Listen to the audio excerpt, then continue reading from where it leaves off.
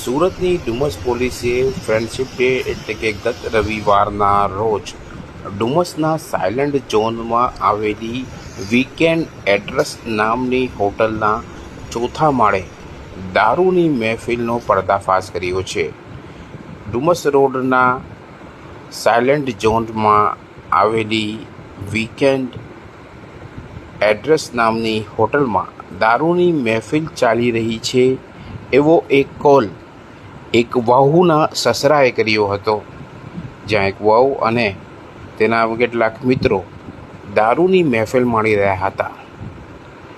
સુરતના પોશ વિસ્તાર એવા સાયલન્ટ ઝોન એટલે કે ડુમસ એરપોર્ટની સામેના સાયલન્ટ ઝોનમાં આવેલી વીકેન્ડ એડ્રેસ હોટલમાં દારૂની મહેફિલ અંગેનો કોલ મળતા ડુમસ પોલીસ પહોંચી હતી અને પોલીસે કુલ 6 આરોપીઓની અટકાયત કરી હતી અને તેમની પાસેથી સ્કોચ વિસ્કી અને દારૂની બોટલ મળી આવી હતી. ઉલ્લેખનીય છે કે પીસીઆરના જનરક્ષક 112 નંબર પર કોલ મળ્યો હતો, જ્યાં ડુમસ પોલીસ સ્ટેશનના પીએસઆઈ BL તિવારીના માર્ગદર્શન હેઠળ સ્ટાફ અને પીએસઆઈ પારુલ કાનાભાઈની એક ટીમ આ વિસ્તારમાં પહોંચી હતી અને હોટલ પર દરોડા પાડી દારૂની મહેફિલ માણી કુંડાળું કરી બેસેલા મિત હિમાંશુભાઈ વ્યાસ કે જે રોનાલ્ડ એપાર્ટમેન્ટ ગોળધો રોડ ઉમરાનો રહેવાસી છે, કેમિકલનો વેપારી સંકિત કલાપી વીમાવાલા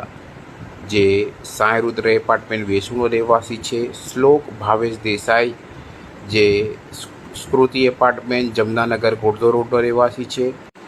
આ સાથે ટેક્સટાઇલનો વેપારી સંકલ્પ જનક અજય પટેલ જે દેવત સોસાયટી પીપલોદનો રહેવાસી છે.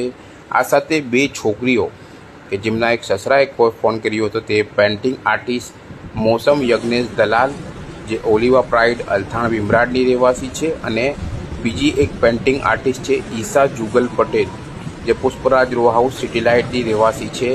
આ 6 લોકોને પોલીસે જ્યારે ઝડપી પાડ્યા ત્યારે તેઓ દારૂની નશામાં ધૂત હતા. પોલીસ તેમને સિવિલ મેડિકલ માટે લાવી હતી અને ત્યારબાદ તેમના વિરુદ્ધ નશાબંધી અંતર્ગતની કલમો સાથે ગુનો નોંધી આગળની તપાસ ડુમસ પોલીસ કરી રહી છે.